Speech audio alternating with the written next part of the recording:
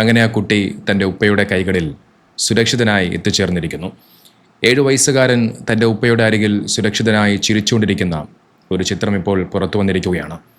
ആ ചിത്രത്തിൽ 2-3 പേരെ കാണാൻ സാധിക്കും. മധ്യത്തിലായി ആ കുട്ടി തൻ്റെ ഉപ്പയുടെ കൈകളിൽ ചേർത്തു പിടിച്ച് ചിരിച്ചുകൊണ്ടിരിക്കുന്നു. ആ കുട്ടിയുടെ മുഖത്ത് നല്ല സന്തോഷം കാണാൻ സാധിക്കും. അതോടൊപ്പം ആ ഉപ്പയുടെ മുഖത്തും തൻ്റെ മകനെ തിരിച്ചു കിട്ടിയതിൻ്റെ ആ ഒരു ആശ്വാസവും സന്തോഷവും ഒക്കെ കാണാൻ സാധിക്കുന്നുണ്ട്. നമുക്കറിയാം, ഏതാനും ദിവസങ്ങൾക്ക് മുമ്പ് അദ്ദേഹം തൻ്റെ കുട്ടിയും ഭാര്യയും കാണാനില്ല എന്ന് പത്രവാർത്താ മാധ്യമങ്ങൾക്ക് മുമ്പിൽ വളരെയധികം നിസ്സഹായനായിക്കൊണ്ട് വിഷമത്തോടു കൂടിക്കൊണ്ട് സങ്കടത്തോടു കൂടി സംസാരിക്കുന്ന അദ്ദേഹത്തെയാണ് നമുക്ക് കാണാൻ സാധിച്ചത്. ഇപ്പോൾ അതിൽ നിന്നും മാറി തൻ്റെ മോനെ തിരിച്ചു കിട്ടി എന്നുള്ള ആ ഒരു ആശ്വാസവും സന്തോഷവും അദ്ദേഹത്തിൻ്റെ മുഖത്ത് വ്യക്തമായി കാണാൻ സാധിക്കുന്നുണ്ട്. ഇതോടൊപ്പം അതിന് തൊട്ടടുത്തായിട്ട് ഒരു പ്രായമായ ഒരു ഉമ്മയെ കാണാൻ സാധിക്കുന്നുണ്ട്. അത് അദ്ദേഹത്തിൻ്റെ ഉമ്മയാണെന്നറിയില്ല. അതോടൊപ്പം തൊട്ടടുത്തായിട്ട് മറ്റൊരു സ്ത്രീയും കാണാൻ സാധിക്കുന്നുണ്ട്. ചിലപ്പോൾ അത് അദ്ദേഹത്തിൻ്റെ സഹോദരി ആയിരിക്കാം. നമുക്കറിയാം, ഈ ഒരു സംഭവവുമായി ബന്ധപ്പെട്ടുകൊണ്ട് ചർച്ച ചെയ്യപ്പെട്ട ഒരാളായിരുന്നു ഭർത്താവിൻ്റെ സഹോദരി എന്ന് പറയുന്നത്. ഭർത്താവിൻ്റെ സഹോദരിയിൽ നിന്നും എന്തോ മാനസികമായ ചില പ്രയാസങ്ങൾ ഈ ഷഹല ഷെറിൻ എന്ന് പറയുന്ന യുവതിക്ക് നേരിടേണ്ടി വന്നു എന്നുള്ള തരത്തിലുള്ള വോയിസ് ക്ലിപ്പുകളും മറ്റുമൊക്കെ പുറത്തു വന്നിരുന്നു. അപ്പോൾ അവരാണോ ഈ ചിത്രത്തിൽ കാണുന്നത് എന്നറിയില്ല. ആ ഒരു ചിത്രമാണ് ഇപ്പോൾ പുറത്തു വന്നിരിക്കുന്നത്. പോലീസ് സ്റ്റേഷനിൽ നിന്നും പകർത്തിയ ഒരു ചിത്രമായിരുന്നു അത്. ഏതായാലും ആ കുട്ടി സുരക്ഷിതനായിട്ടുണ്ട് എന്നുള്ളത് വലിയ ആശ്വാസം നൽകുന്ന ഒരു കാര്യം തന്നെയാണ്. നമുക്കറിയാം, കഴിഞ്ഞ ദിവസം രാത്രി 8 മണിയോടുകൂടിയാണ് വാളയാറിൽ നിന്നും ഈ ഷഹല ഷെറിൻ എന്ന് പറയുന്ന യുവതിയും അതോടൊപ്പം മൊബൈൽ ഷോപ്പുകാരനായ മുഹമ്മദ് റാഫി എന്ന് പറയുന്നവനെയും പോലീസ് പിടികൂടിയത്. ഇവർ കാറിൽ സഞ്ചരിക്കുന്നു എന്നുള്ളതിൻ്റെ ആ ഒരു വിവരം പോലീസിന് ലഭിച്ചതിനെ തുടർന്നാണ് പോലീസ് വാളയാർ ചെക്ക് പോസ്റ്റിൽ ശക്തമായ പരിശോധനയൊക്കെ നടത്തുകയും അതിൻ്റെ ഭാഗമായി അവരെ പിടികൂടുകയും ചെയ്തത്. നോക്കി, ഈ സംഭവവുമായി ബന്ധപ്പെട്ടുകൊണ്ട് ഞാൻ പ്രധാനമായിട്ടും ഏറ്റവും കൂടുതലും സംസാരിച്ച വിഷയം എന്നുള്ളത് ആ കുട്ടിയെക്കുറിച്ചായിരുന്നു. ആ കുട്ടി എങ്ങനെയെങ്കിലും സുരക്ഷിതനായി എത്രയും വേഗം തിരിച്ചെത്തണം എന്നുള്ളതായിരുന്നു. കാരണം അവരെ കണ്ടെത്തിയില്ല എന്നുണ്ടെങ്കിൽ ആ കുട്ടി പിന്നീട് ഭാവിയിൽ കടന്നു പോകുന്നത് വലിയ മാനസികവും ശാരീരികവുമായ പീഡനങ്ങളിലൂടെയായിരിക്കും. അത് നെടുമങ്ങാട് നടന്ന ആ ഒരു പിഞ്ചു കുഞ്ഞിന് നേരിടേണ്ടി വന്ന പീഡനങ്ങളും കൊടും ക്രൂരതകളും ഒക്കെ നമ്മളെല്ലാവരും കണ്ടതാണ്. അപ്പോൾ അത്തരത്തിലുള്ള ഒരു സാഹചര്യം ആ കുട്ടിക്ക് ഉണ്ടാകരുത്. നമുക്ക് അത്തരമൊരു സാഹചര്യത്തിലൂടെ ആ കുട്ടി കടന്നു പോകാനുള്ള സാധ്യതയും വളരെയധികം കൂടുതലാണ്. കാരണം 3 കുഞ്ഞുങ്ങളെ, അതിൽ 9ഉം 7ഉം വയസ്സുള്ള, അതോടൊപ്പം 6 മാസം മാത്രം പ്രായമുള്ള 3 കുഞ്ഞുങ്ങളെയും ഭാര്യയും ഒക്കെ തള്ളിക്കളഞ്ഞിട്ട് വന്ന ഒരുത്തൻ മറ്റൊരു കുഞ്ഞിനെ ഒരിക്കലും അവന് സ്വന്തം മകനെ പോലെ അല്ലെങ്കിൽ മകളെ പോലെ സ്നേഹത്തോടു കൂടി നോക്കാൻ കഴിയില്ല. അവൻ്റെ ആവശ്യം നിറവേറിക്കഴിഞ്ഞാൽ പിന്നെ ഇവൻ ഈ പെൺകുട്ടിയോടുള്ള അരിശം തീർക്കുന്നത് ആ കുട്ടിയോടായിരിക്കും. അപ്പോൾ അത്തരമൊരു സാഹചര്യം ആ കുട്ടിക്ക് ഉണ്ടാകരുത്. അതുകൊണ്ട് തന്നെ അവരെ എത്രയും വേഗം കണ്ടെത്തി ആ കുട്ടിയെ സുരക്ഷിതമായി ആ ഉപ്പയുടെ കൈകളിലേക്ക് ഏൽപ്പിക്കണം എന്നുള്ളതായിരുന്നു ഞാൻ പറഞ്ഞു വെച്ചത്. അങ്ങനെ ആ കുട്ടി സുരക്ഷിതമായി തൻ്റെ ഉപ്പയുടെ കൈകളിലേക്ക് എത്തിയിരിക്കുന്നു. ഇനി അവളുടെയും അവൻ്റെയും കാര്യം എന്താണെന്നതിനെക്കുറിച്ച് വ്യക്തമായിട്ടുള്ള റിപ്പോർട്ടുകൾ ഇതുവരെയും പുറത്തു വന്നിട്ടില്ല. അതെന്തുമായിക്കൊള്ളട്ടെ, ഇനി അവൾ അവനോടൊപ്പം ജീവിക്കുകയോ ജീവിക്കാതിരിക്കുകയോ എന്ത് വേണമെങ്കിലും ചെയ്തു കൊള്ളട്ടെ. അതറിയേണ്ട ആവശ്യം നമുക്കില്ല. അത് നമ്മുടെ വിഷയമേ അല്ല. നമുക്കിത് പറയുമ്പോൾ ഒരു കാര്യം കൂടി പറഞ്ഞു പോകേണ്ടതുണ്ട്. ഇവിടെ ഈ ഒരു സംഭവത്തിൽ എല്ലാവരുടെയും ഭാഗങ്ങളിൽ തെറ്റുണ്ട്. തെറ്റില്ല എന്ന് പറയുന്നില്ല. ഈ ഭർത്താവിൻ്റെ വീട്ടുകാരിൽ നിന്നും മാനസിക പീഡനങ്ങൾ ഈ പെൺകുട്ടിക്ക് ഉണ്ടായിട്ടുണ്ടെന്ന് പറയുന്നുണ്ട്. വീട്ടിലൊരു സ്വാതന്ത്ര്യം കൊടുക്കുന്നില്ല. എന്തു വേണമെങ്കിലും ഭർത്താവിൻ്റെ സഹോദരിയോട് ചോദിക്കണം. അങ്ങനെ അടക്കമുള്ള കുറേ കാര്യങ്ങൾ ഈ പെൺകുട്ടിയുടെ ഒരു കൂട്ടുകാരി ഒരു വോയിസ് ക്ലിപ്പിലൂടെ പറഞ്ഞു വെക്കുന്നുണ്ട്. അതുകൊണ്ട് ഭർത്താവിൻ്റെ വീട്ടുകാരെല്ലാവരും നല്ലവരാണ്, അവരാരും തെറ്റുകാരല്ല എന്നൊന്നും പറയുന്നില്ല.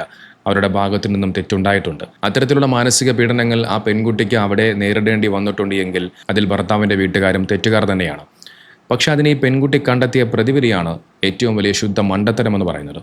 അതിന് ഞാൻ കഴിഞ്ഞ ദിവസങ്ങളിൽ പറഞ്ഞതുപോലെ ഒരുപാട് മാർഗങ്ങളുണ്ട്. തൻ്റെ വീട്ടിലേക്ക് പോയി നിൽക്കാം, അല്ലെങ്കിൽ വിവാഹബന്ധം ഏർപ്പെടുത്തി ജീവിക്കാം. ഇനി അതുമല്ല എന്നുണ്ടെങ്കിൽ നിയമപരമായ മറ്റു മാർഗങ്ങൾ സ്വീകരിക്കാം. അതൊന്നും ചെയ്യാതെ 3 മക്കളുള്ള ഒരുത്തൻ്റെ കൂടെ ഇറങ്ങിപ്പോവുക എന്ന് പറയുന്നത് അത് ശുദ്ധ മണ്ടത്തരം തന്നെയാണ്.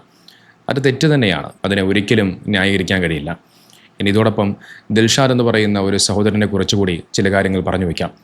നമുക്കറിയാം, 2 ദിവസങ്ങൾക്ക് മുമ്പാണ് ട്രാവൽ വ്ളോഗറായിട്ടുള്ള ദിൽഷാദ് എന്ന് പറയുന്ന സഹോദരനെ മിസ്സിംഗ് ആണ്, കാണാതായ എന്നുള്ള വാർത്തകൾ പത്രവാർത്താ മാധ്യമങ്ങൾ പുറത്തുവിട്ടത്. അപ്പോൾ അതിൻ്റെ ഭാഗമായിട്ട് അദ്ദേഹത്തിൻ്റെ ഇഷ്ടപ്പെടുന്ന ആളുകളും അദ്ദേഹത്തിൻ്റെ ബന്ധുക്കളും സുഹൃത്തുക്കളും എല്ലാം വളരെയധികം പരിഭ്രാന്തിയിലായിരുന്നു.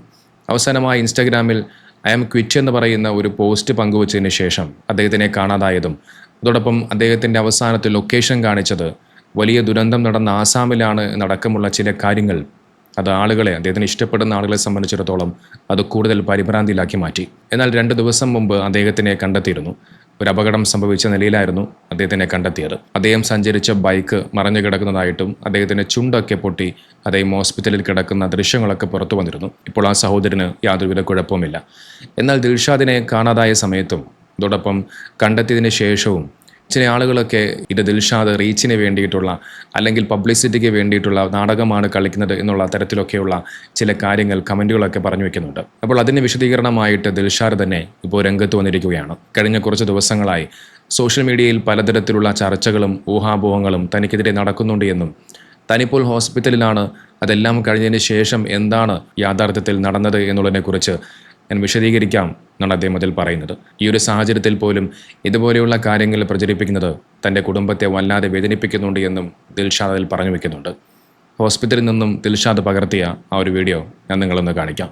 ദിൽഷാദാണ്, നാട്ടിലെത്തിയിട്ടുണ്ട്. ട്രീറ്റ്മെൻറ്റുകളും കാര്യങ്ങളൊക്കെ നടന്നുകൊണ്ടിരിക്കുകയാണ്.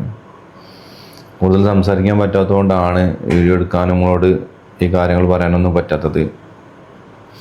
ബന്ധുക്കളായാലും സ്നേഹിക്കുന്നവരായാലും പല സുഹൃത്തുക്കളും എല്ലാവരും വന്നിട്ട് പല പല വിഷയങ്ങളാണ് നടക്കുന്നതെന്നാണ് പറയുന്നത്. ഈ ട്രീറ്റ്മെൻ്റ് ഒന്ന് കഴിഞ്ഞ് വന്നിട്ട് ഞാനായിട്ട് എനിക്ക് പറയാനുള്ളൊരു സമയമെങ്കിലും തരണം. അതിൻ്റെ മുന്നേ ഉള്ള ജഡ്ജ്മെൻറ്റുകൾക്ക് തൽക്കാലം ചെവി കൊടുക്കാതിരിക്കുക. സമാധാനത്തിൽ ട്രീറ്റ്മെൻറ്റ് കഴിഞ്ഞ് വന്നിട്ട് നമുക്കിത് വിശദമായിട്ട് സംസാരിക്കാം. ഇപ്പോൾ സംസാരിക്കുന്നതിന് ബുദ്ധിമുട്ടുണ്ട്. മുഖം അടിച്ച് വീണതായിരുന്നു.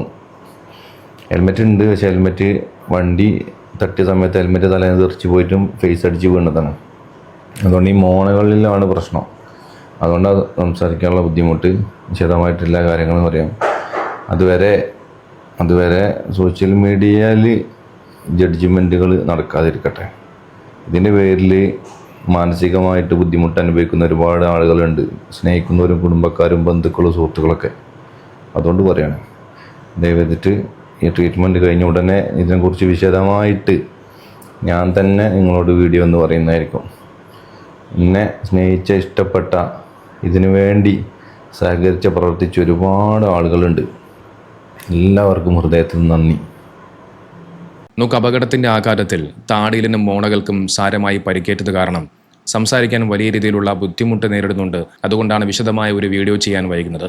ചികിത്സ പൂർത്തിയായ ശേഷം പൂർണ്ണ ആരോഗ്യവാനായി തിരികെ എത്തി കാര്യങ്ങൾ കൃത്യമായി പറയാമെന്ന് ദിൽഷാദ് ഉറപ്പ് നൽകുന്നുണ്ട്. നമുക്കൊരു മനുഷ്യനെക്കുറിച്ച് അയാൾക്ക് എന്താണ് യഥാർത്ഥത്തിൽ സംഭവിച്ചത് എന്നുള്ളത് മനസ്സിലാക്കാതെ ഒരു മനുഷ്യൻ്റെ പേരിൽ ഇത്തരത്തിൽ വ്യാജമായ ആരോപണങ്ങളും ഊഹാപോഹങ്ങളും ഒക്കെ പ്രചരിപ്പിക്കുന്നതിലൂടെ അത്തരം ആളുകൾക്ക് എന്ത് ലാഭമാണ് ഉണ്ടാകുന്നത് എന്നെനിക്കറിയില്ല. അയാൾ തെറ്റുകാരനാണ് എന്നുണ്ടെങ്കിൽ, അയാൾ റീച്ചിന് വേണ്ടി ഇത്തരം പ്രവർത്തനങ്ങൾ ചെയ്തിട്ടുണ്ട് എങ്കിൽ അത് തെളിഞ്ഞു കഴിഞ്ഞാൽ നിങ്ങൾക്ക് എന്ത് വേണമെങ്കിലും പറയാം. പക്ഷെ അതിന് മുന്നേ അയാൾ ഇത്തരത്തിൽ സമൂഹ മാധ്യമങ്ങളിലൂടെ കടിച്ചു കീറുക എന്നുള്ളത് ഒരിക്കലും ശരിയായ ഒരു കാര്യമല്ല.